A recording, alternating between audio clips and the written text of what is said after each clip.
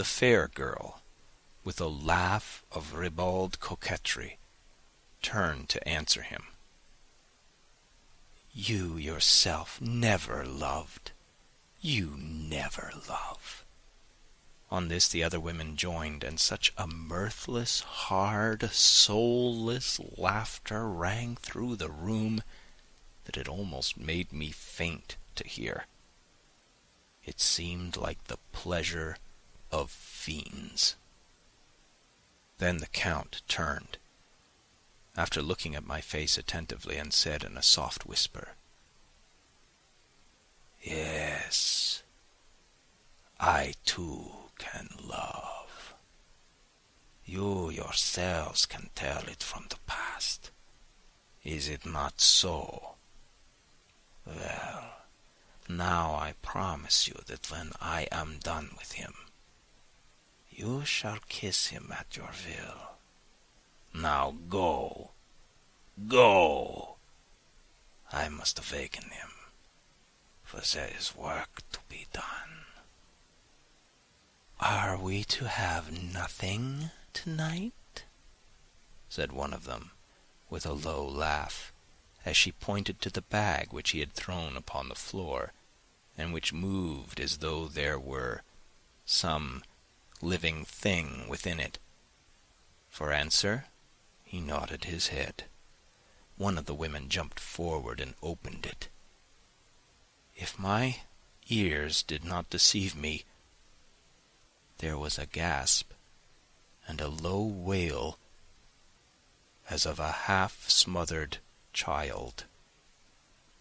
The women closed round, whilst I was aghast with horror. But as I looked, they disappeared, and with them that dreadful bag.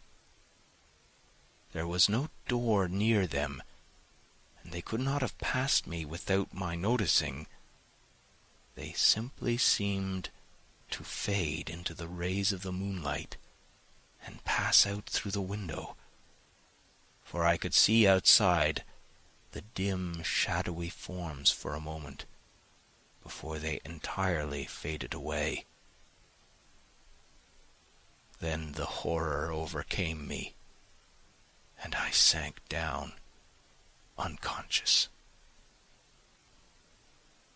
End of chapter 3. Dracula by Bram Stoker. Chapter 4.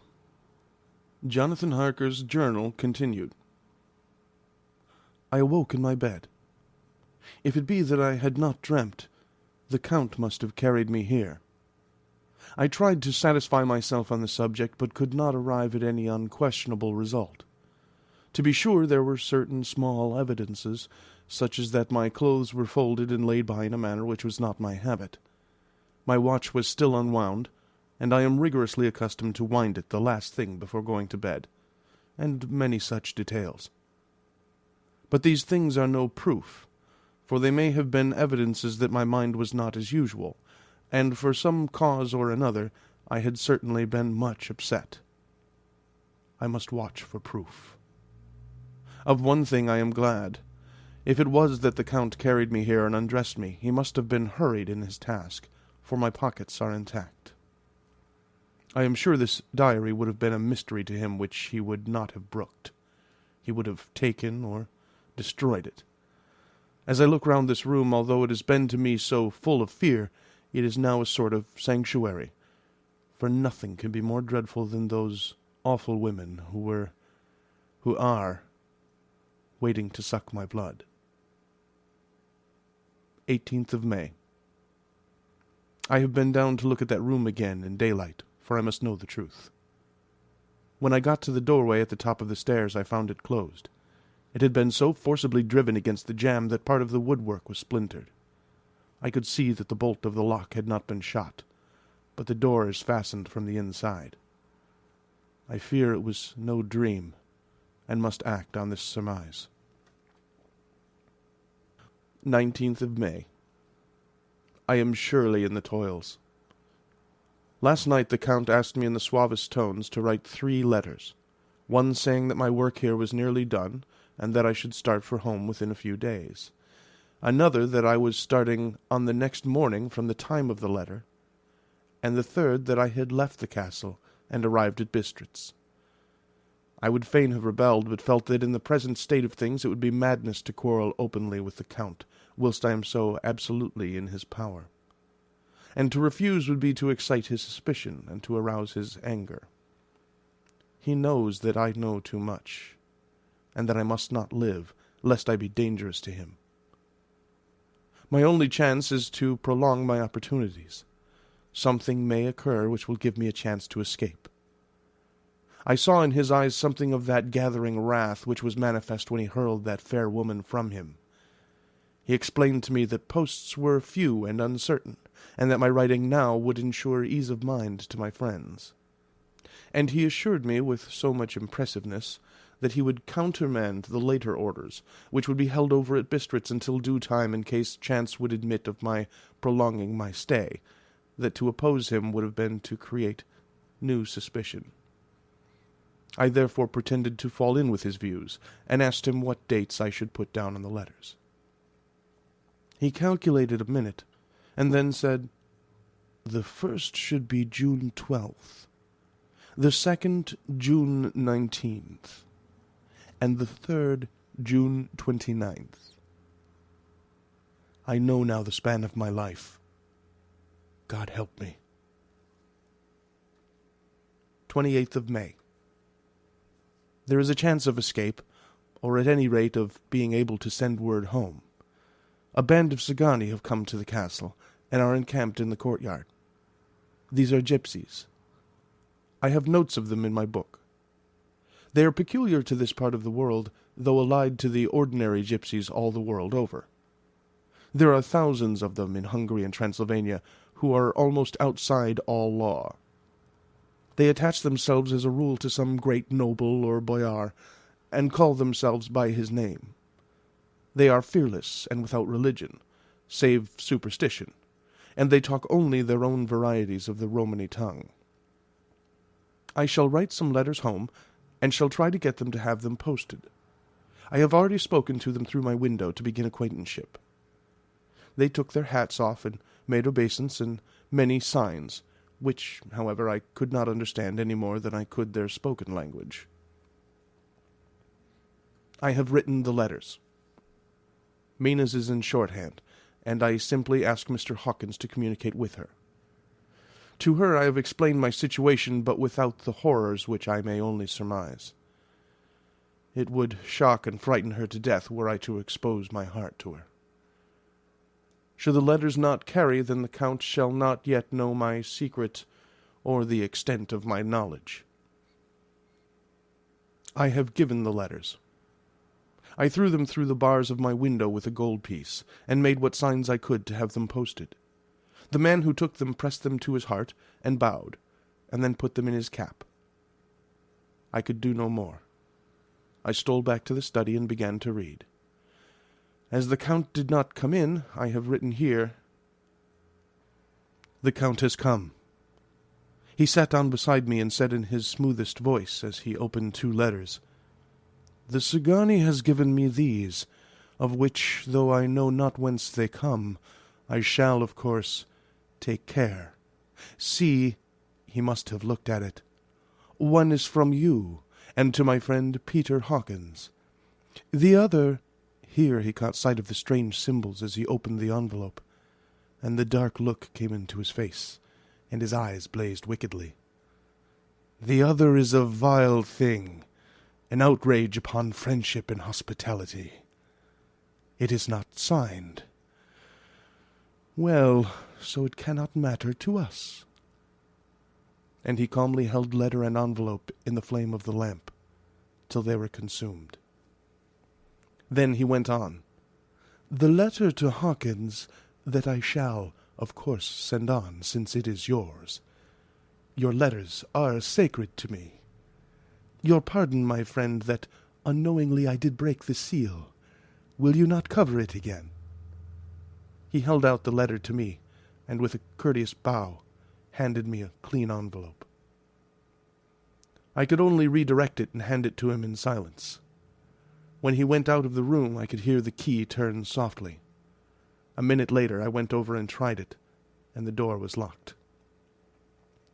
When, an hour or two after, the Count came quietly into the room, his coming awakened me, for I had gone to sleep on the sofa. He was very courteous and very cheery in his manner, and seeing that I had been sleeping, he said, "So, my friend, you are tired. Get to bed. There is the surest rest. I may not have the pleasure of talk tonight, since there are many labours to me. But you will sleep, I pray." I passed to my room and went to bed, and, strange to say, slept without dreaming. Despair has its own calms. 31st of May. This morning when I woke, I thought I would provide myself with some papers and envelopes from my bag and keep them in my pocket, so that I might write in case I should get an opportunity. But again, a surprise. Again, a shock. Every scrap of paper was gone, and with it all my notes, my memoranda, relating to railways and travel, my letter of credit, in fact, all that might be useful to me were I once outside the castle. I sat and pondered a while, and then some thought occurred to me, and I made search of my portmanteau and in the wardrobe where I had placed my clothes. The suit in which I had travelled was gone, and also my overcoat and rug. I could find no trace of them anywhere. This looked like some new scheme of villainy. 17th of June. This morning, as I was sitting on the edge of my bed, cudgelling my brains, I heard without a crackling of whips and pounding and scraping of horses' feet up the rocky path beyond the courtyard. With joy I hurried to the window, and saw drive into the yard 2 great lighter wagons, each drawn by 8 sturdy horses, and at the head of each pair a Slovak, with his wide hat, great nail-studded belt, dirty sheepskin, and high boots. They had also their long staves in hand. I ran to the door, intending to descend and try to join them through the main hall, as I thought that way might be opened for them. Again a shock. My door was fastened on the outside. Then I ran to the window and cried to them. They looked up at me stupidly and pointed, but just then the hetman of the Szgany came out, and seeing them pointing to my window, said something, at which they laughed.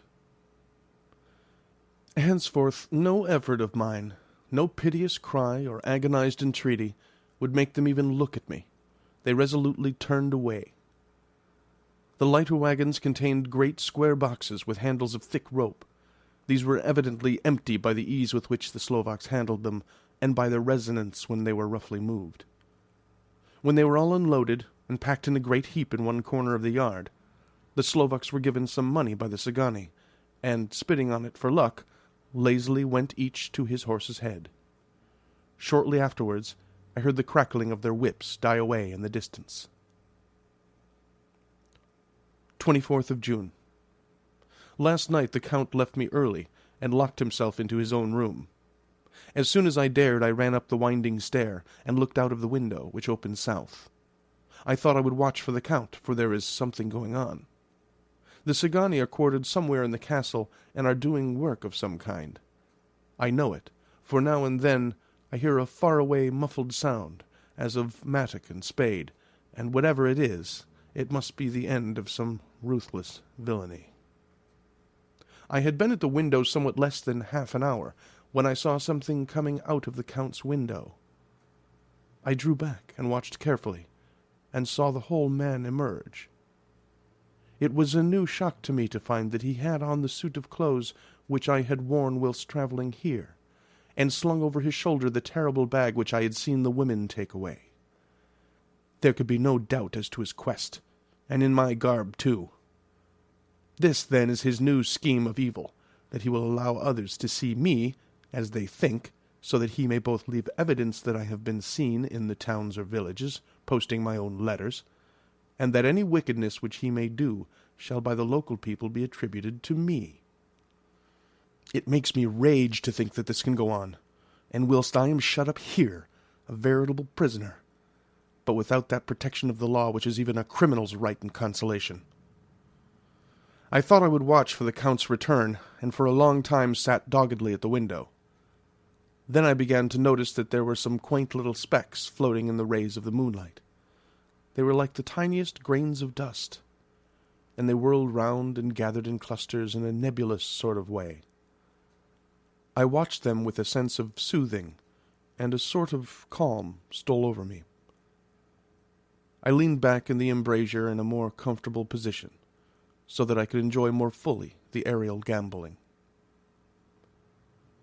Something made me start up, a low, piteous howling of dogs somewhere far below in the valley, which was hidden from my sight.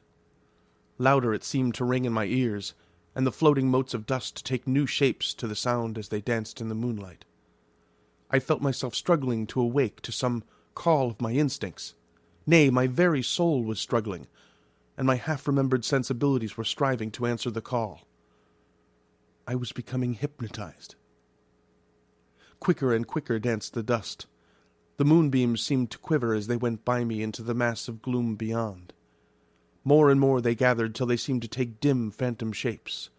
And then I started, broad awake, in full possession of my senses, and ran screaming from the place. The phantom shapes, which were becoming gradually materialized from the moonbeams, were those 3 ghostly women to whom I was doomed. I fled, and felt somewhat safer in my own room, where there was no moonlight, and where the lamp was burning brightly. When a couple of hours had passed, I heard something stirring in the Count's room, something like a sharp wail quickly suppressed. And then there was silence, deep, awful silence, which chilled me. With a beating heart I tried the door, but I was locked in my prison and could do nothing. I sat down and simply cried. As I sat, I heard a sound in the courtyard without, the agonized cry of a woman. I rushed to the window, and throwing it up, peered between the bars. There, indeed, was a woman with dishevelled hair, holding her hands over her heart, as one distressed with running. She was leaning against the corner of the gateway. When she saw my face at the window, she threw herself forward, and shouted in a voice laden with menace, "Monster, give me my child!" She threw herself on her knees, and raising up her hands, cried the same words in tones which wrung my heart. Then she tore her hair and beat her breast, and abandoned herself to all the violences of extravagant emotion. Finally she threw herself forward, and though I could not see her, I could hear the beating of her naked hands against the door. Somewhere high overhead, probably on the tower, I heard the voice of the Count calling in his harsh, metallic whisper. His call seemed to be answered from far and wide by the howling of wolves. Before many minutes had passed, a pack of them poured, like a pent-up dam when liberated, through the wide entrance into the courtyard. There was no cry from the woman, and the howling of the wolves was but short. Before long they streamed away singly, licking their lips. I could not pity her, for I knew now what had become of her child, and she was better dead. What shall I do? What can I do? How can I escape from this dreadful thing of night, gloom, and fear? 25th of June. No man knows till he has suffered from the night how sweet and dear to his heart and eye the morning can be. When the sun grew so high this morning that it struck the top of the great gateway opposite my window, the high spot which it touched seemed to me as if the dove from the ark had lighted there. My fear fell from me as if it had been a vaporous garment, which dissolved in the warmth. I must take action of some sort whilst the courage of the day is upon me. Last night one of my post-dated letters went to post, the first of that fatal series which is to blot out the very traces of my existence from the earth. Let me not think of it. Action. It has always been at night time that I've been molested or threatened, or in some way in danger or in fear. I have not yet seen the Count in the daylight. Can it be that he sleeps when others wake, that he may be awake whilst they sleep? If I could only get into his room. But there is no possible way. The door is always locked. No way for me. Yes, there is a way, if one dares to take it. Where his body has gone, why may not another body go? I have seen him myself crawl from his window. Why should not I imitate him, and go in by his window? The chances are desperate, but my need is more desperate still. I shall risk it. At the worst, it can only be death, and a man's death is not a calf's, and the dreaded hereafter may still be open to me. God help me in my task. Goodbye, Mina, if I fail. Goodbye, my faithful friend and second father. Goodbye, all, and last of all, Mina. Same day, later. I have made the effort, and God helping me, have come safely back to this room. I must put down every detail in order.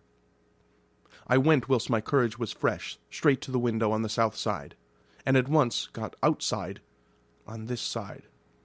The stones are big and roughly cut, and the mortar has by process of time been washed away between them. I took off my boots and ventured out on the desperate way.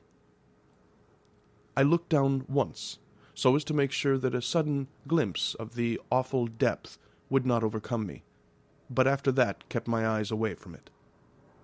I know pretty well the direction and distance of the Count's window, and made for it as well as I could, having regard to the opportunities available. I did not feel dizzy. I suppose I was too excited, and the time seemed ridiculously short, till I found myself standing on the window-sill and trying to raise up the sash. I was filled with agitation, however, when I bent down and slid feet foremost in through the window. Then I looked around for the Count, but with surprise and gladness made a discovery. The room was empty. It was barely furnished with odd things which seemed to have never been used. The furniture was something the same style as that in the south rooms, and was covered with dust.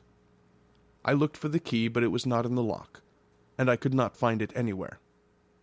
The only thing I found was a great heap of gold in one corner, gold of all kinds, Roman and British, and Austrian and Hungarian and Greek and Turkish money, covered with a film of dust as though it had lain long on the ground. None of it that I noticed was less than 300 years old. There were also chains and ornaments, some jeweled, but all of them old and stained. At one corner of the room was a heavy door. I tried it, for since I could not find the key of the room or the key of the outer door, which was the main object of my search, I must make further examination, or all my efforts would be in vain. It was open, and led through a stone passage to a circular stairway, which went steeply down. I descended, minding carefully where I went, for the stairs were dark, being only lit by loopholes in the heavy masonry. At the bottom there was a dark, tunnel-like passage, through which came a deathly, sickly odor, the odor of old earth newly turned. As I went through the passage the smell grew closer and heavier. At last I pulled open a heavy door which stood ajar, and found myself in an old ruined chapel, which had evidently been used as a graveyard. The roof was broken, and in two places were steps leading to vaults, but the ground had recently been dug over, and the earth placed in great wooden boxes, manifestly those which had been brought by the Slovaks. There was nobody about, and I made a search over every inch of the ground, so as not to lose a chance. I went down even into the vaults, where the dim light struggled, although to do so was a dread to my very soul. Into two of these I went, but saw nothing except fragments of old coffins and piles of dust. In the third, however, I made a discovery. There, in one of the great boxes, of which there were 50 in all, on a pile of newly dug earth, lay the Count. He was either dead or asleep. I could not say which, for eyes were open and stony, but without the glassiness of death, and the cheeks had the warmth of life through all their pallor. The lips were as red as ever, but there was no sign of movement No pulse, no breath, no beating of the heart. I bent over him and tried to find any sign of life, but in vain. He could not have lain there long, for the earthy smell would have passed away in a few hours. By the side of the box was its cover, pierced with holes here and there. I thought he might have the keys on him, but when I went to search I saw the dead eyes, and in them, dead though they were, such a look of hate, though unconscious of me or my presence, that I fled from the place, and leaving the Count's room by the window, crawled again up the castle wall. Regaining my room, I threw myself panting upon the bed and tried to think. 29th of June. Today is the date of my last letter, and the Count has taken steps to prove that it was genuine, for again I saw him leave the castle by the same window, and in my clothes. As he went down the wall, lizard fashion, I wished I had a gun or some lethal weapon, that I might destroy him. But I fear that no weapon, wrought along by man's hand, would have any effect upon him. I dared not wait to see him return, for I feared to see those weird sisters. I came back to the library, and read there, till I fell asleep. I was awakened by the Count, who looked at me as grimly as a man could look, as he said, "Tomorrow, my friend, we must part.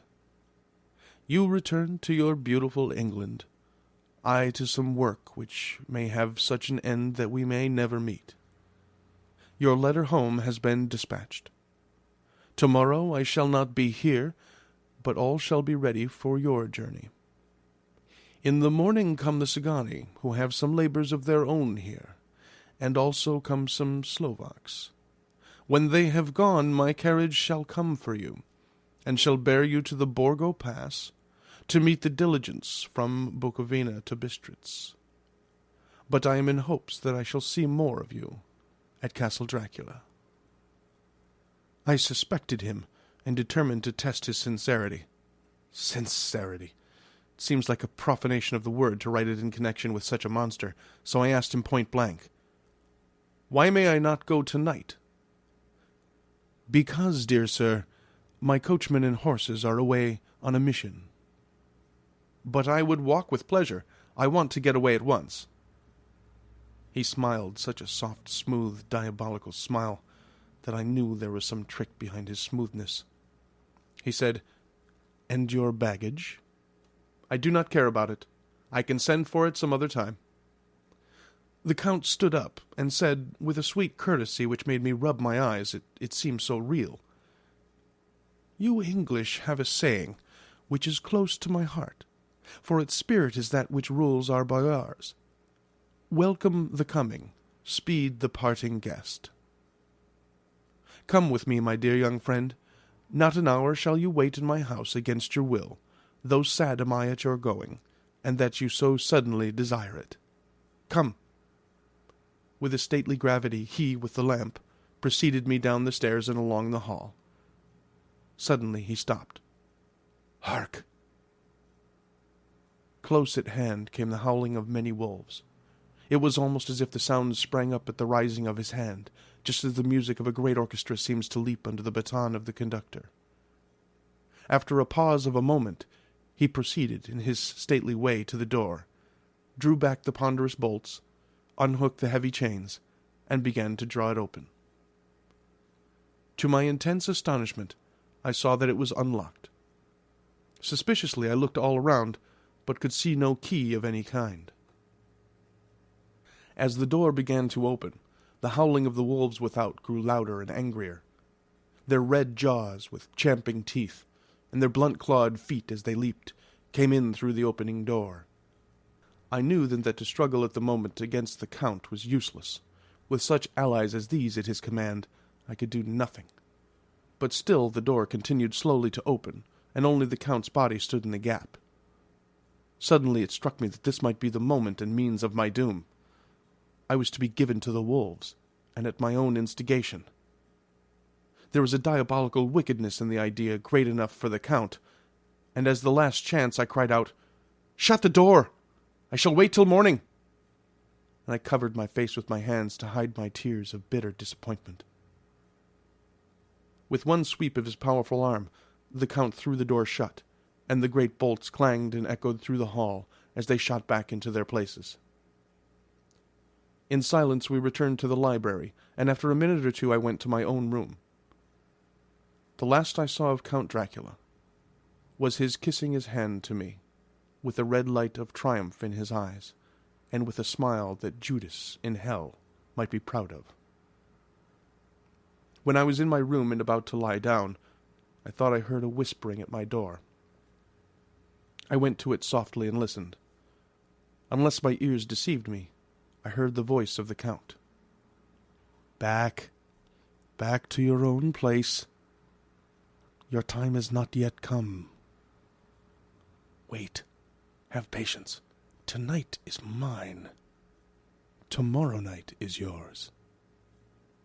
There was a low, sweet ripple of laughter, and in a rage I threw open the door, and saw without the 3 terrible women licking their lips. As I appeared, they all joined in a horrible laugh and ran away. I came back to my room and threw myself on my knees. It is then so near the end?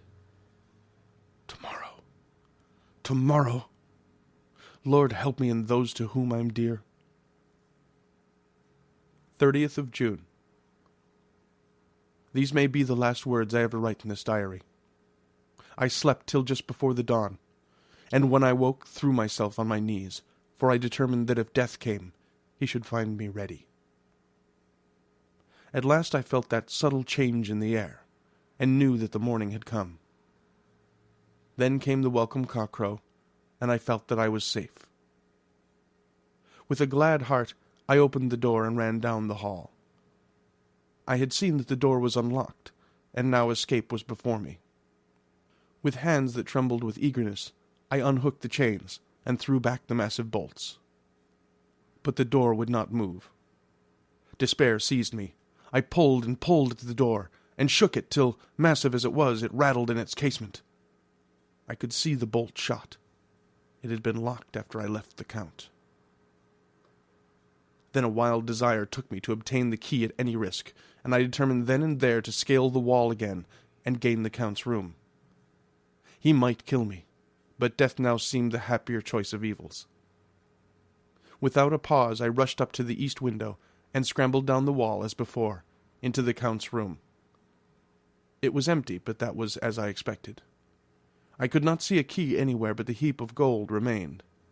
I went through the door in the corner, and down the winding stair, and along the dark passage to the old chapel. I knew now well enough where to find the monster I sought.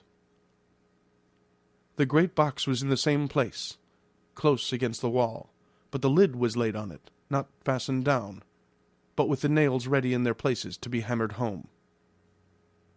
I knew I must reach the body for the key, so I raised the lid and laid it back against the wall. And then I saw something which filled my very soul with horror. There lay the Count, but looking as if his youth had been half restored. For the white hair and mustache were changed to dark iron grey. The cheeks were fuller, and the white skin seemed ruby red underneath. The mouth was redder than ever, for on the lips were gouts of fresh blood, which trickled from the corners of the mouth and ran down over the chin and neck. Even the deep, burning eyes seemed set amongst swollen flesh, for the lids and pouches underneath were bloated. It seemed as if the whole awful creature was simply gorged with blood. He lay like a filthy leech, exhausted with his repletion. I shuddered as I bent over to touch him, and every sense in me revolted at the contact, but I had to search, or I was lost. The coming night might see my own body a banquet in a similar war to those horrid 3. I felt all over the body, but no sign could I find of the key. Then I stopped and looked at the Count. There was a mocking smile on the bloated face which seemed to drive me mad. This was the being I was helping to transfer to London, where, perhaps, for centuries to come, he might, amongst his teeming millions, satiate his lust for blood, and create a new and ever-widening circle of semi-demons to batten on the helpless. The very thought drove me mad. A terrible desire came upon me to rid the world of such a monster, There was no lethal weapon at hand, but I seized a shovel, which the workmen had been using to fill the cases, and lifting it high, struck with the edge downward at the hateful face. But as I did so, the head turned, and the eyes fell upon me with all their blaze of basilisk horror. The sight seemed to paralyze me, and the shovel turned in my hand and glanced from my face, merely making a deep gash above the forehead. The shovel fell from my hand across the box, and as I pulled it away, the flange of the blade caught the edge of the lid, which fell over again, and hid the horrid thing from my sight. The last glimpse I had was of the bloated face, blood-stained, and fixed with a grin of malice, which would have held its own in the nethermost hell. I thought and thought what should be my next move, but my brain seemed on fire, and I waited with a despairing feeling growing over me. As I waited, I heard in the distance a gypsy song sung by merry voices coming closer, and through their song the rolling of heavy wheels and the cracking of whips. The Cigani and the Slovaks of whom the Count had spoken were coming. With a last look around and at the box which contained the vile body, I ran from the place and gained the Count's room, determined to rush out at the moment the door should be opened. With strained ears I listened, and heard downstairs the grinding of the key in the great lock, and the falling back of the heavy door. There must have been some other means of entry, or someone had a key for one of the locked doors. Then there came the sound of many feet tramping and dying away in some passage which sent up a clanging echo. I turned to run down again towards the vault, where I might find the new entrance, but at the moment there seemed to come a violent puff of wind, and the door to the winding stair blew to with a shock that set the dust from the lintels flying. When I ran to push it open, I found that it was hopelessly fast. I was again a prisoner, and the net of doom was closing round me more closely. As I write, there is in the passage below a sound of many tramping feet, and the crash of weights being set down heavily, doubtless the boxes with their freight of earth. There is a sound of hammering. It is the box being nailed down. Now I can hear the heavy feet tramping again along the hall, with many other idle feet coming behind them. The door is shut. The chains rattle. There is a grinding of the key in the lock. I can hear the key withdrawn, then another door opens and shuts. I hear the creaking of lock and bolt. Hark! In the courtyard and down the rocky way the roll of heavy wheels, the crack of whips, and the chorus of the Cigani as they pass into the distance. I am alone in the castle, with those horrible women. Faugh! Mina is a woman, and there is naught in common. They are devils of the pit. I shall not remain alone with them. I shall try to scale the castle wall farther than I have yet attempted. I shall take some of the gold with me, lest I want it later. I may find a way from this dreadful place. And then away for home. Away to the quickest and nearest train, away from the cursed spot, from this cursed land where the devil and his children still walk with earthly feet. At least God's mercy is better than that of those monsters, and the precipice is steep and high. At its foot a man may sleep, as a man. Goodbye, all. Mina. Dracula by Bram Stoker. Chapter 5. Letter from Miss Mina Murray to Miss Lucy Westenra. 9th of May. My dearest Lucy, forgive my long delay in writing, but I have been simply overwhelmed with work. The life of an assistant schoolmistress is sometimes trying. I am longing to be with you and by the sea, where we can talk together freely and build our castles in the air. I have been working very hard lately, because I want to keep up with Jonathan's studies, and I have been practicing shorthand very assiduously.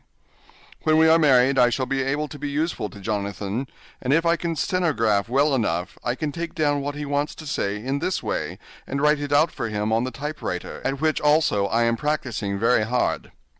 He and I sometimes write letters in shorthand, and he is keeping a stenographic journal of his travels abroad.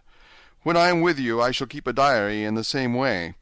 I don't mean one of those 2 pages to the week with Sundays squeezed in a corner diaries, but a sort of journal which I can write in whenever I feel inclined. I do not suppose there will be much of interest to other people, but it is not intended for them.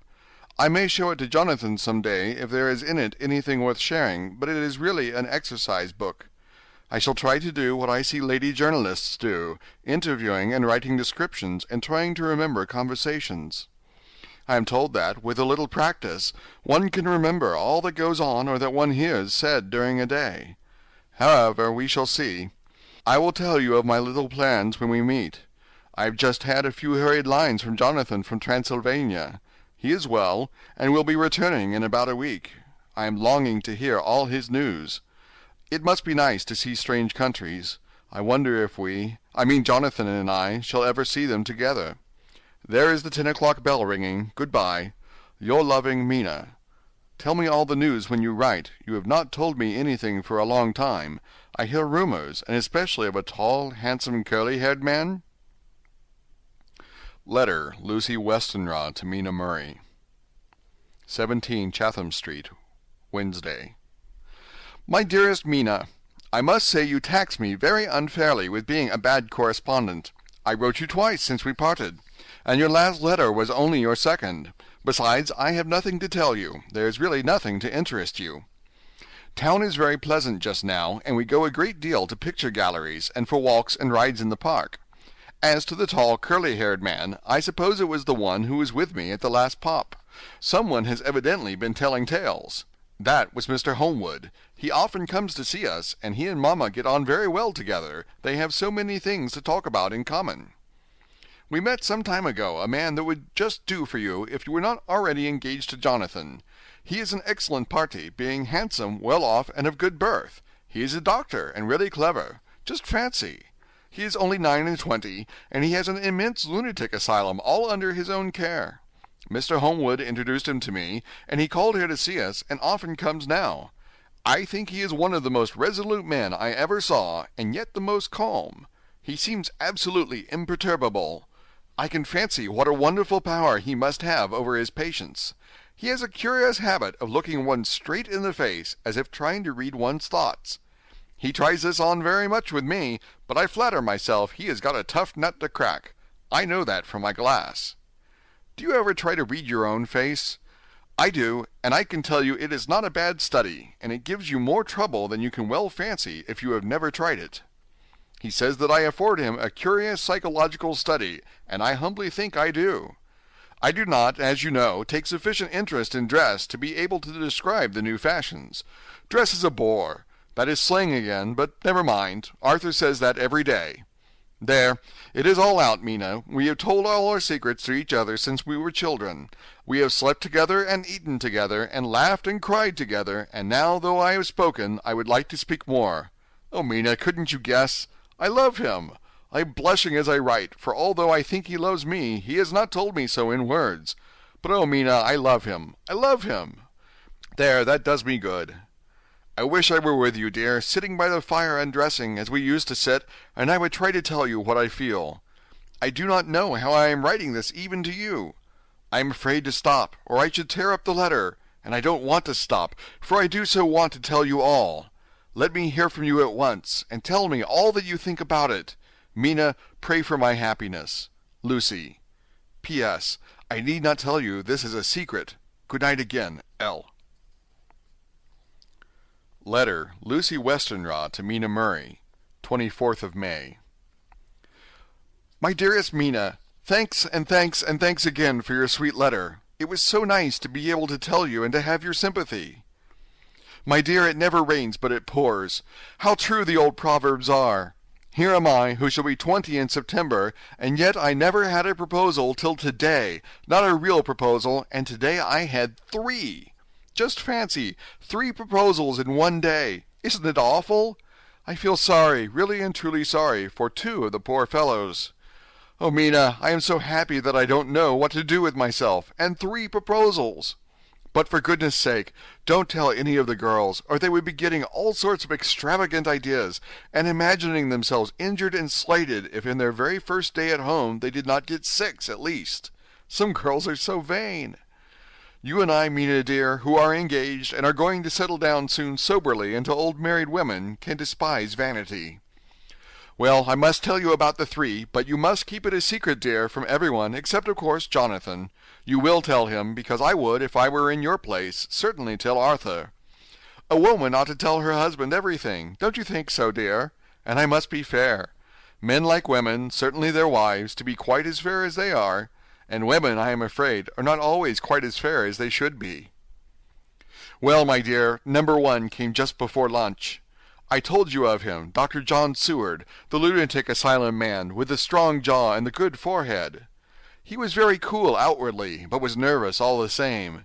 He had evidently been schooling himself as to all sorts of little things, and remembered them, but he almost managed to sit down on his silk hat, which men don't generally do when they are cool. And then when he wanted to appear at ease, he kept playing with the lancet in a way that made me nearly scream. He spoke to me, Mina, very straightforwardly. He told me how dear I was to him, though he had known me so little, and what his life would be with me to help and cheer him. He was going to tell me how unhappy he would be if I did not care for him, but when he saw me cry, he said he was a brute and would not add to my present trouble. Then he broke off and asked if I could love him in time, and when I shook my head his hands trembled, and then with some hesitation he asked me if I cared already for anyone else. He put it very nicely, saying that he did not want to wring my confidence from me, but only to know, because if a woman's heart was free, a man might have hope. And then, Mina, I felt a sort of duty to tell him that there was someone. I only told him that much, and then he stood up, and he looked very strong and very grave as he took both my hands in his, and said he hoped I would be happy, and that if I ever wanted a friend I must count him one of my best. Oh, Mina, dear, I can't help crying, and you must excuse this letter being all blotted. Being proposed to is all very nice and all that sort of thing, but it isn't at all a happy thing when you have to see a poor fellow, whom you know loves you honestly, going away and looking all broken-hearted, and to know that, no matter what he may say at the moment, you are passing out of his life. My dear, I must stop here at present. I feel so miserable, though I am so happy.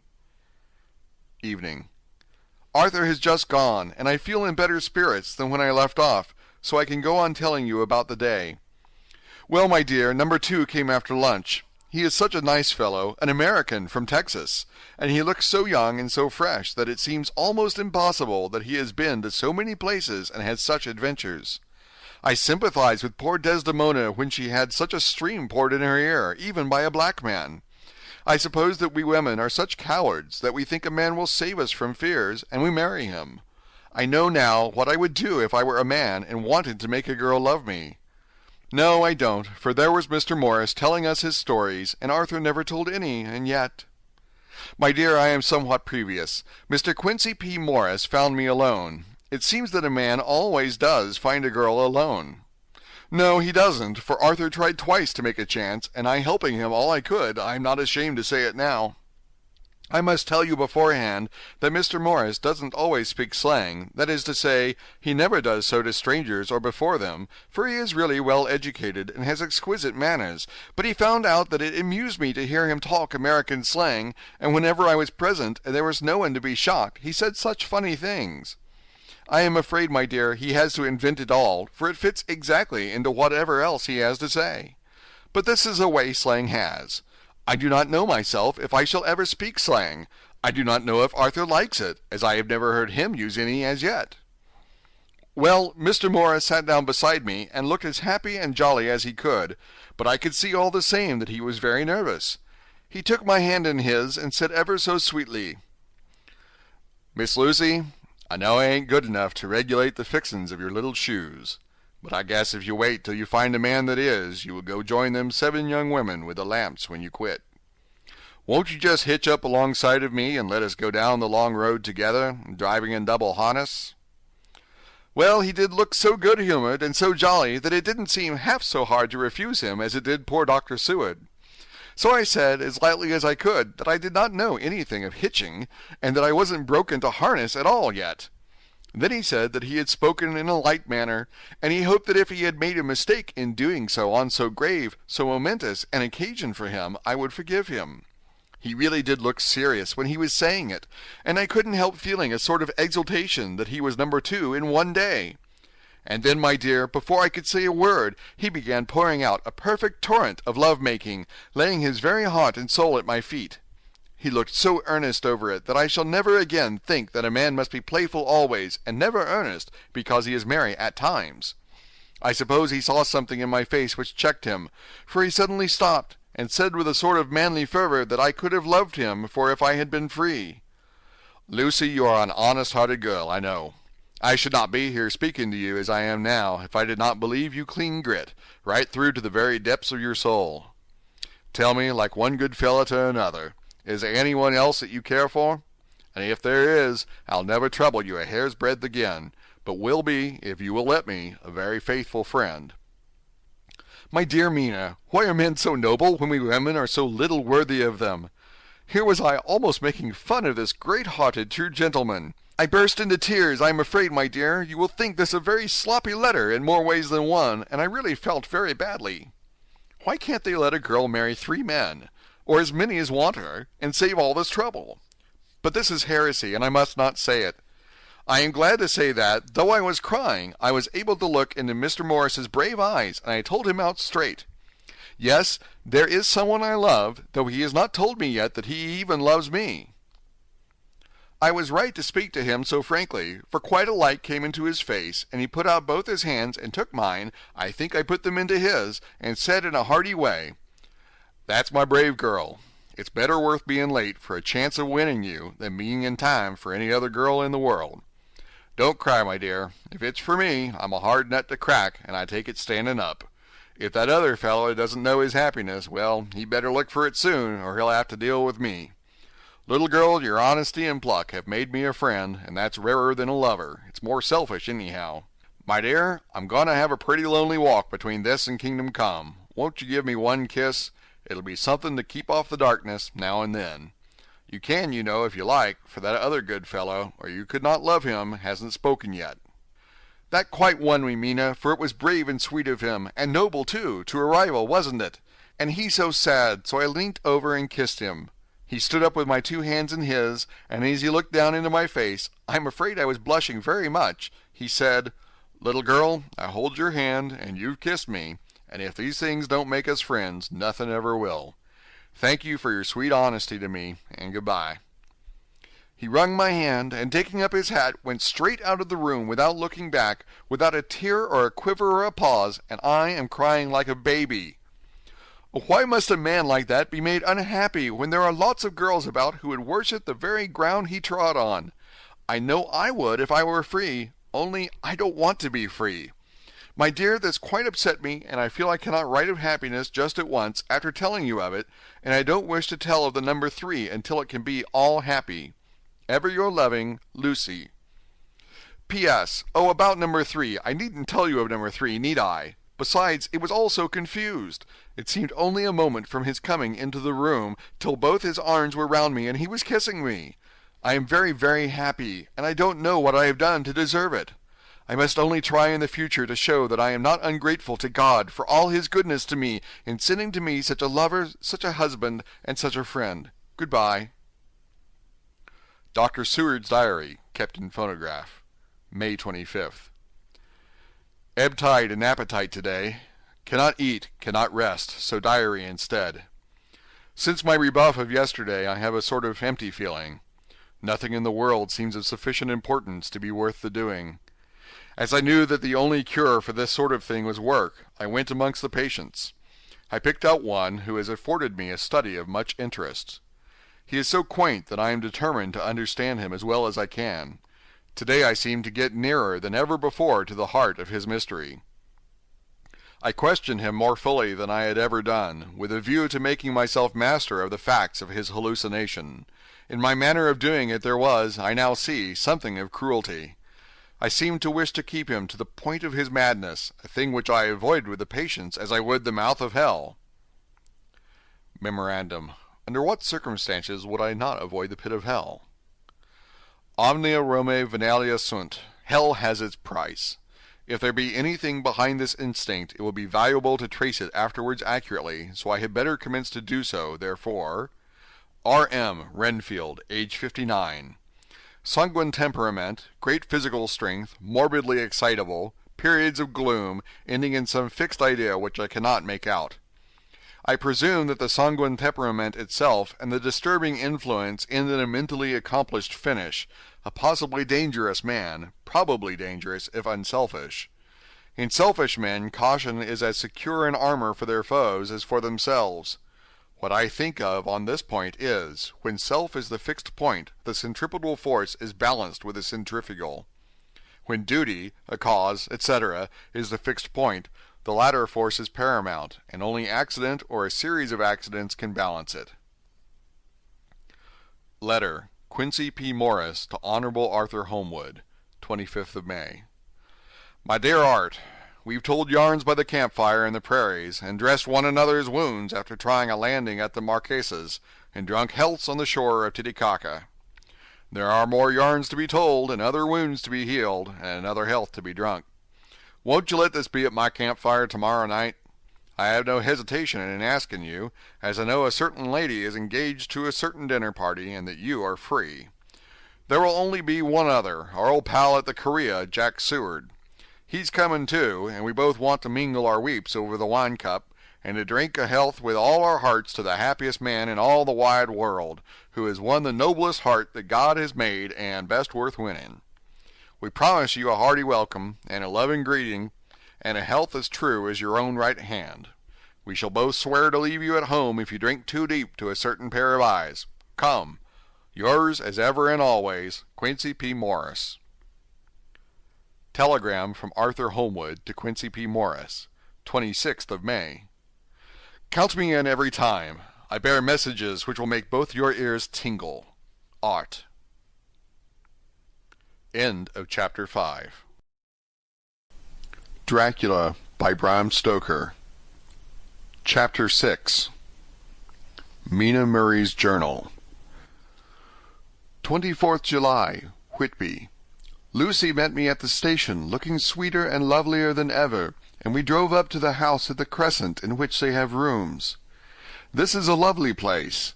The little river, the Esk, runs through a deep valley, which broadens out as it comes near the harbor. A great viaduct runs across, with high piers, through which the view seems somehow further away than it really is. The valley is beautifully green, and it is so steep that when you are on the high land on either side you look right across it, unless you are near enough to see down. The houses of the old town, the side away from us, are all red-roofed, and seem piled up one over the other anyhow, like the pictures we see of Nuremberg. Right over the town is the ruin of Whitby Abbey, which was sacked by the Danes, and which is the scene of part of Marmion, where the girl was built up in the wall. It is a most noble ruin, of immense size, and full of beautiful and romantic bits. There is a legend that a white lady is seen in one of the windows. Between it and the town there is another church, the parish one, round which is a big graveyard all full of tombstones. This is to my mind the nicest spot in Whitby, for it lies right over the town, and has a full view of the harbour, and all up the bay to where the headland called Kettleness stretches out into the sea. It descends so steeply over the harbour that part of the bank has fallen away, and some of the graves have been destroyed. In one place part of the stonework of the graves stretches out over the sandy pathway far below. There are walks, with seats beside them, through the churchyard, and people go and sit there all day long, looking at the beautiful view and enjoying the breeze. I shall come and sit here often myself and work. Indeed, I am writing now, with my book on my knee, and listening to the talk of 3 old men who are sitting beside me. They seem to do nothing all day but sit here and talk. The harbour lies below me, with, on the far side, one long granite wall stretching out into the sea, with a curve outwards at the end of it, in the middle of which is a lighthouse. A heavy sea-wall runs along outside of it. On the near side, the sea-wall makes an elbow crooked inversely, and its end too has a lighthouse. Between the 2 piers there is a narrow opening into the harbour, which then suddenly widens. It is nice at high water, but when the tide is out it shoals away to nothing, and there is merely the stream of the Esk, running between banks of sand with rocks here and there. Outside the harbour, on this side, there rises for about half a mile a great reef, the shop of which runs straight out from behind the south lighthouse. At the end of it is a buoy with a bell, which swings in bad weather and sends in a mournful sound on the wind. They have a legend here that when a ship is lost, bells are heard out at sea. I must ask the old man about this. He's coming this way." "He is a funny old man. He must be awfully old, for his face is gnarled and twisted like the bark of a tree. He tells me that he is nearly 100, and that he was a sailor in the Greenland fishing fleet when Waterloo was fought. He is, I'm afraid, a very sceptical person, for when I asked him about the bells at sea and the White Lady at the Abbey, he said very brusquely, 'I wouldn't fash myself about them, miss. Them things be all wore out. Mind, I don't say that they never was, but I do say that they wasn't in my time. They be all very well for comers and trippers and the like, but not for a nice young lady like you. Them feet folks from York and Leeds that be always eatin' curd herrings and drinkin' tea and lookin' out to buy cheap jet with 3 I wonder myself who'd be bothered tellin' lies to them, even the newspapers, which is full of fool talk.' I thought he would be a good person to learn interesting things from, so I asked him if he would mind telling me something about the whale fishing in the old days. He was just settling himself to begin when the clock struck 6, whereupon he labored to get up and said, 'I must be gang agin Lloyd's home now, miss. My granddaughter doesn't like to be kept waiting when the tea is ready, for it takes me time to crammel aboon the grease, for there be a many of them, and miss, I lack belly timber sairly by the clock.' He hobbled away, and I could see him hurrying as well as he could down the steps. The steps are a great feature on the place. They lead from the town to the church. There are hundreds of them. I do not know how many, and they wind up in a delicate curve. The slope is so gentle that a horse could easily walk up and down them. I think they must originally have had something to do with the abbey. I shall go home too. Lucy went out visiting with her mother, and as they were only duty calls, I did not go. 1st of August. I came up here an hour ago with Lucy, and we had a most interesting talk with my old friend and the 2 others who always come and join him. He is evidently the Sir Oracle of them, and I should think must have been in his time a most dictatorial person. He would not admit anything, and downfaces everybody. If he can't out-argue them, he bullies them, and then takes their silence for agreement with his views. Lucy was looking sweetly pretty in her white lawn frock. She has got a beautiful color since she has been here. I noticed that the old men did not lose any time in coming and sitting near her when we sat down. She is so sweet with old people. I think they all fell in love with her on the spot. Even my old man succumbed and did not contradict her, but gave me double share instead. I got him on the subject of the legends, and he went off at once into a sort of sermon. I must try to remember it and put it down. "It be all fool talk, lock, stock, and barrel. That's what it be, and naught else. These bands and wafts and bogosts and bar guests and a belderin, they be naught but airblibs. They and all grins and signs and warnings be all invented by parsons and ilsome bark bodies and railway tartars to scare and scunner halflings, and to get folks to do something that they don't other incline to. It makes me ireful to think of them. Why, it's them that, not content with printing lies on paper and preaching them out of pulpits, that's want to be cutting them on the tombstones. Look here, all around you in that earthly well. All them stains holding up their heads as well as they can out of their pride is a cant simply tumbling down with the weight of the lies wrote on them. Here lies the body, or sacred to the memory, wrote on all of them, and yet in the half of them there bean't no bodies at all, and the memories of them bean't cared a pinch of snuff about, much less sacred. Lies, all of them, nothing but lies of one kind or another. My God, but it'll be a queer scouterment at the day of judgment when they come tumbling up in their death socks, all duped together, and trying to drag their tombstains with them to prove how good they was, some of them trembling and dithering, with their hands dozened and slippery from lying in the sea, that they can't even keep their grip on them. I could see from the old fellow's self-satisfied air, and the way in which he looked round for the approval of his cronies, that he was showing off, so I put in a word to keep him going. "Oh, Mr. Swales, you can't be serious. Surely these tombstones are not all wrong." "Yablins! There may be a poorish few not wrong, saving where they make out the people too good, for there be folk that do think a bonbon be like the sea, if only it be their own. The whole thing be only lies. Now look you here. You come here a stranger, and you see this kirkgarth." I nodded, for I thought it better to assent, though I did not quite understand his dialect. I knew it had something to do with the church. He went on, "And you consent that all these stains be aboond folk that be helped here, snod and snog?" I assented again. "Then that be just where the lie comes in. Why, there be scores of these laybeds that be toom as old Dunn's bacca-box on Friday night." He nudged one of his companions, and they all laughed. "And my God, how could it be otherwise? Look at that one, the athos above the beer bank. Read it." I went over and read, "Edward Spencelagh, Master Mariner, murdered by pirates off the coast of Andres, April 1854, age 30. When I came back, Mr. Swales went on, "Who brought him home, I wonder, to hap him here? Murdered off the coast of Andres, and you consented his body lay under. Why, I could name ye a dozen whose bones lie in the Greenland seas above," he pointed northwards, "or where the currents may have drifted them. There be the stains around ye. Ye can with your young eyes read the small print of the lies from here. This Braithwaite Lowry, I knew his father, lost in the Lively off Greenland in '20. Or Andrew Woodhouse, drowned in the same seas in 1777. Or John Paxton, drowned off Cape Farewell a year later. Or old John Rowlings, whose grandfather sailed with me, drowned in the Gulf of Finland in '50. Do ye think that all these men will have to make a rush to Whitby when the trumpet sounds? I have me anthorums about it. I tell ye that when they got here they be jumbling and jostling one another, the way that it'll be like a fight up on the ice in the old days, when we be at one another from daylight to dark, and trying to tie up our cuts by the Aurora Borealis."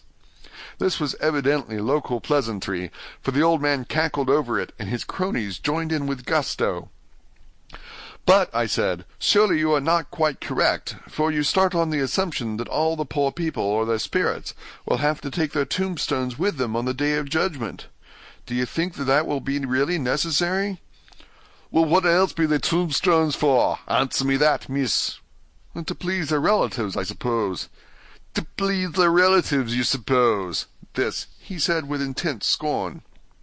"How will it pleasure their relatives to know that lies is wrote over them, and that everybody in the place know that they be lies?"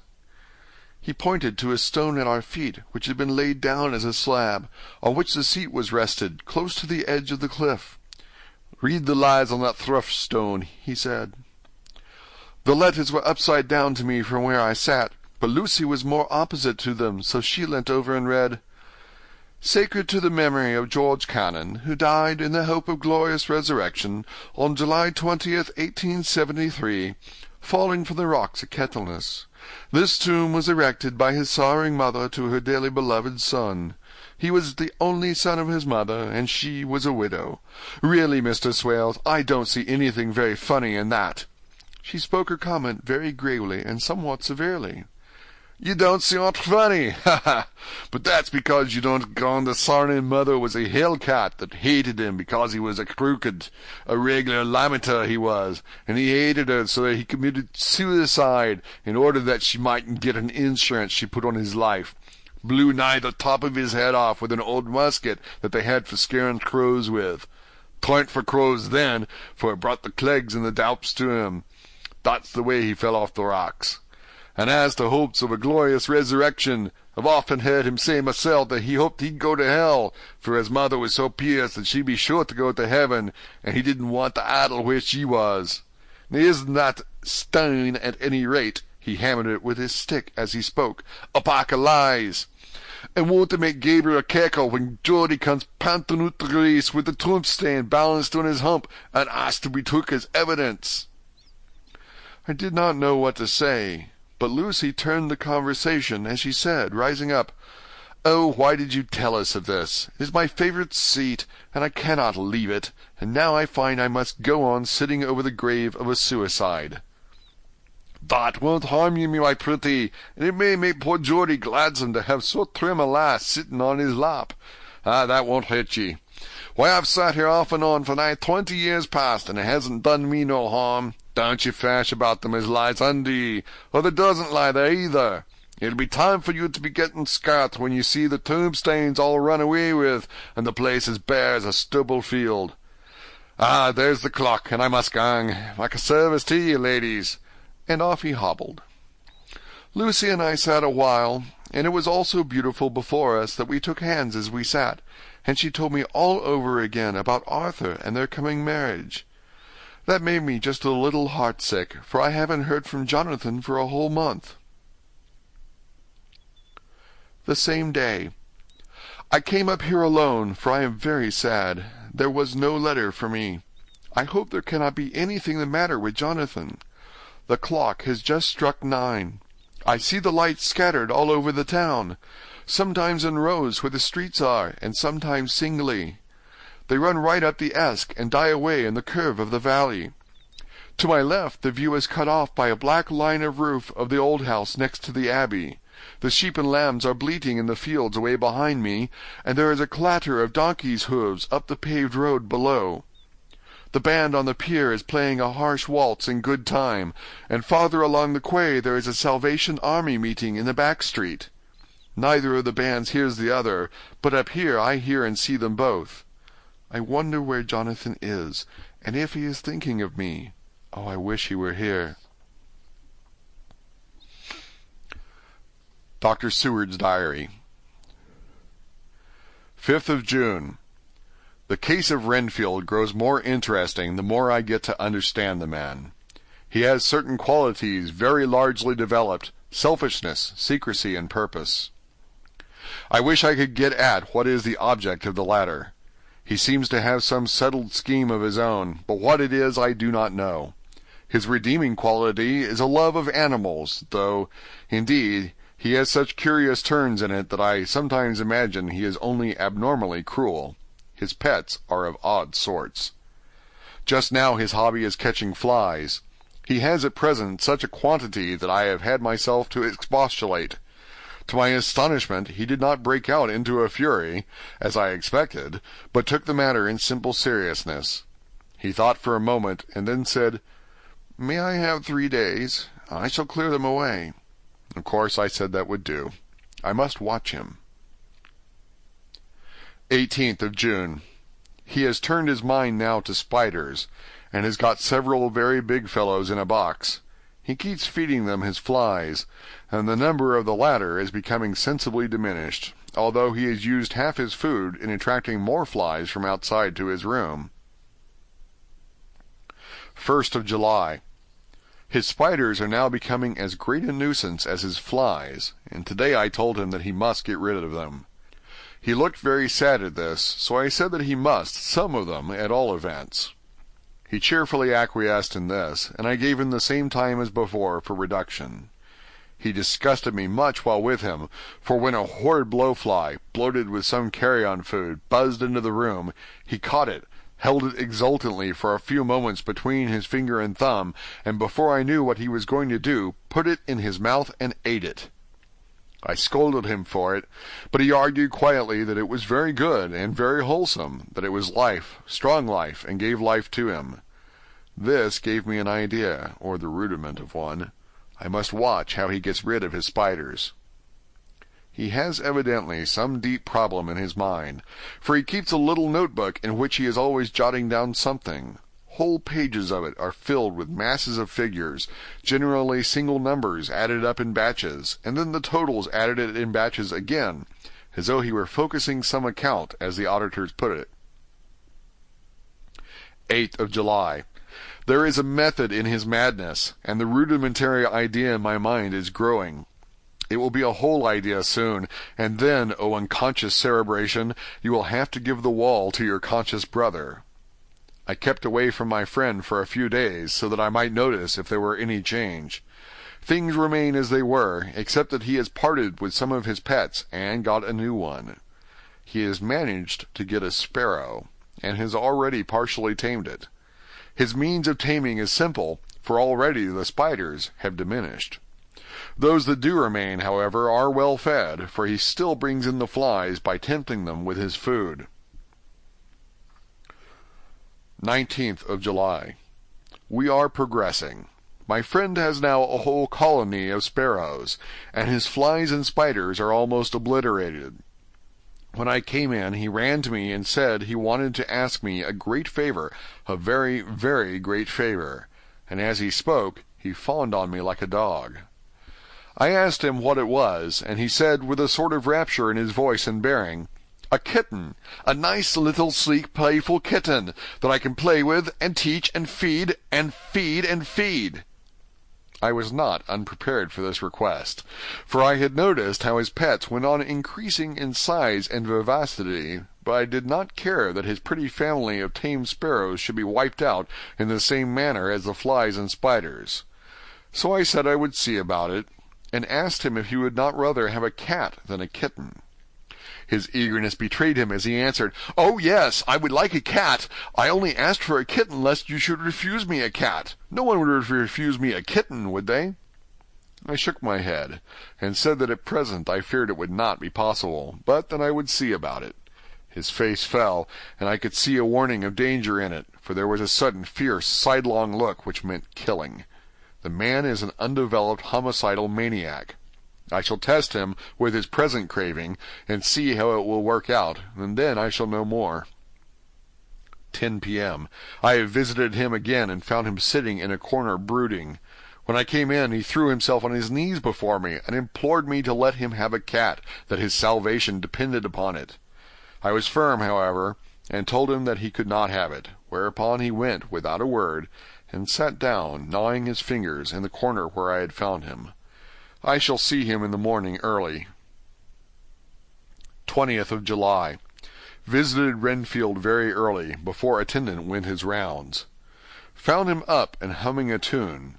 He was spreading out his sugar, which he had saved, in the window, and was manifestly beginning his fly-catching again, and beginning it cheerfully and with a good grace.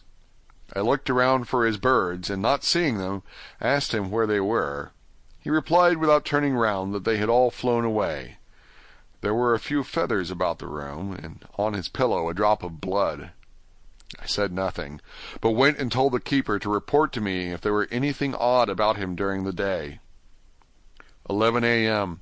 The attendant has just been to see me to say that Renfield has been very sick and has disgorged a whole lot of feathers. "My belief is, doctor," he said, "that he has eaten his birds, and that he just took and ate them raw." 11 p.m. I gave Renfield a strong opiate tonight, enough to make even him sleep, and took away his pocket-book to look at it. The thought that has been buzzing about my brain lately is complete, and the theory proved. My homicidal maniac is of a peculiar kind. I shall have to invent a new classification for him, and call him a zoophagous, life-eating maniac. What he desires is to absorb as many lives as he can, and he has laid himself out to achieve it in a cumulative way. He gave many flies to one spider, and many spiders to one bird, and then wanted a cat to eat the many birds. What would have been his later steps? It would almost be worth while to complete the experiment. It might be done if there were only a sufficient cause. Men sneered at vivisection, and yet look at its results today. Why not advance science in its most difficult and vital aspect, the knowledge of the brain? Had I even the secret of one such mind, did I hold the key to the fancy of even one lunatic, I might advance my own branch of science to a pitch compared with which Burton Sanderson's physiology or Faraday's brain knowledge would be as nothing. If only there were a sufficient cause. I must not think too much of this, or I may be tempted. A good cause might turn the scale with me, for may not I too be of an exceptional brain congenitally? How well the man reasoned! Lunatics always do within their own scope. I wonder at how many lives he values a man, or if at only one. He has closed the account most accurately, and today begun a new record. How many of us begin a new record with each day of our lives? To me it seems only yesterday that my whole life ended with my new hope, and that truly I began a new record. So it shall be until the great recorder sums me up and closes my ledger account with a balance to profit or loss. Ah, Lucy, Lucy, I cannot be angry with you, nor can I be angry with my friend whose happiness is yours, but I must only wait on hopeless and work. If I could have as strong a cause as my poor mad friend there, a good unselfish cause to make me work, that would be indeed happiness. Mina Murray's Journal. 26th of July. I am anxious, and it soothes me to express myself here. It is like whispering to oneself and listening at the same time. And there is also something about the shorthand symbols that makes it different from writing. I am unhappy about Lucy and about Jonathan. I had not heard from Jonathan for some time and was very concerned, but yesterday dear Mr. Hawkins, who is always so kind, sent me a letter from him. I had written asking him if he had heard, and he said the enclosed had just been received. It is only a line dated from Castle Dracula, and says that he is just starting for home. That is not like Jonathan. I do not understand it, and it makes me uneasy. Then, too, Lucy, although she is so well, has lately taken to her old habit of walking in her sleep. Her mother has spoken to me about it, and we have decided that I am to lock the door of our room every night. Mrs. Westenra has got an idea that sleepwalkers always go out on roofs of houses and along the edges of cliffs, and then get suddenly wakened and fall over with a despairing cry that echoes all over the place. Poor dear! She is naturally anxious about Lucy, and she tells me that her husband, Lucy's father, had the same habit, that he would get up in the night and dress himself and go out if he were not stopped. Lucy is to be married in the autumn, and she is already planning out her dresses and how her house is to be arranged. I sympathize with her, for I do the same, only Jonathan and I will start in life in a very simple way, and shall have to try to make both ends meet. Mr. Holmwood, he is the Honourable Arthur Holmwood, only son of Lord Godalming, is coming up here very shortly, as soon as he can leave town, for his father is not very well, and I think dear Lucy is counting the moments till he comes. She wants to take him up in the seat of the churchyard cliff, and show him the beauty of Whitby. I dare say it is the waiting which disturbs her. She will be all right when he arrives. 27th of July. No news from Jonathan.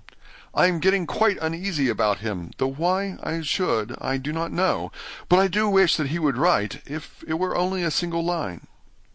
Lucy walks more than ever, and each night I am awakened by her moving about the room. Fortunately, the weather is so hot that she cannot get cold. But still, the anxiety and the perpetually being awakened is beginning to tell on me, and I am getting nervous and wakeful myself. Thank God, Lucy's health keeps up. Mr. Holmwood has been suddenly called to Ring to see his father, who has been taken seriously ill. Lucy frets at the postponement of seeing him, but it does not touch her looks. She is a trifle stouter, and her cheeks are a lovely rose pink. She has lost the anemic look which she had. I pray it will all last. 3rd of August. Another week gone by, and no news from Jonathan, not even to Mr. Hawkins, from whom I have heard. Oh, I do hope he is not ill. He surely would have written. I look at that last letter of his, but somehow it does not satisfy me. It does not read like him, and yet it is his writing. There is no mistake of that. Lucy has not walked much in her sleep the last week, but there is an odd concentration about her which I do not understand. Even in her sleep she seems to be watching me. She tries the door, and finding it locked, goes about the room, searching for the key. 6th of August. Another 3 days, and no news. The suspense is getting dreadful. If I only knew where to write to, or where to go to, I should feel easier. But no one has heard a word of Jonathan since that last letter. I must only pray to God for patience. Lucy is more excitable than ever, but is otherwise well. Last night was very threatening, and the fishermen say that we are in for a storm. I must try to watch it, and learn the weather signs. Today is a grey day, and the sun as I write is hidden in thick clouds high over Kettleness. Everything is grey, except the green grass, which seems like emerald amongst it. Grey earthy rock, grey clouds, tinged with the sunburst at the far edge, hang over the grey sea, in which the sandpoints stretch like grey figures. The sea is tumbling in over the shallows and the sandy flats with a roar, muffled in sea mists drifting inland. The horizon is lost in a grey mist. All vastness, the clouds are piled up like giant rocks, and there is a brool over the sea that sounds like some passage of doom. Dark figures are on the beach here and there, sometimes half shrouded in the mist, and seem men like trees walking. The fishing boats are racing for home, and rise and dip in the ground swell as they sweep into the harbor, bending to the scuppers. Here comes old Mr. Swales. He is making straight for me, and I can see by the way he lifts his hat that he wants to talk. I have been quite touched by the change in the poor old man. When he sat down beside me, he said in a very gentle way, "I want to say something to you, miss." I could see that he was not at ease, so I took his poor old wrinkled hand in mine and asked him to speak fully.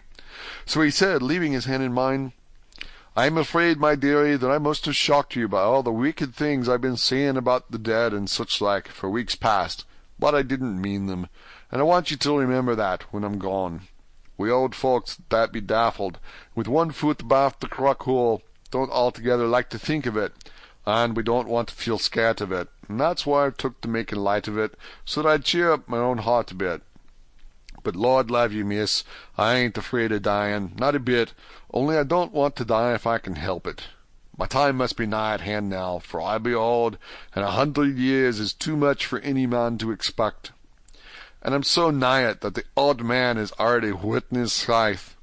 You see, I can't get out of the habit of coughing about it all at once. The chaps will wag as they be used to. Some day soon the angel of death will sound his trumpet for me. But don't you dole and great, my dearie," for he saw that I was crying. "If he should come this very night, I'd not refuse to answer his call. For life be after all only a waiting for something else than what we're doing, and death be all that we can rightly depend on. But I'm content, for it's coming to me, my dearie, and coming quick. It may be coming while we be looking and wondering. Maybe it's in that wind out over the sea that's bringing with it loss and wreck and sore distress and sad hearts. Look, look!" he cried suddenly. "There's something in that wind and in the host beyond that sounds, and looks and tastes and smells like death. It's in the air. I feel it coming. Lord, make me answer cheerful when my call comes." He held up his arms devoutly and raised his hat. His mouth moved as though he were praying. After a few minutes' silence, he got up, shook hands with me, and blessed me, and said good-bye, and hobbled off. It all touched me and upset me very much. I was glad when the coast-guard came along with his spy-glass under his arm. He stopped to talk with me as he always does, but all the time kept looking at a strange ship. "I can't make her out," he said. "She's a Russian by the look of her. But she's knocking about in the queerest way. She doesn't know her mind a bit.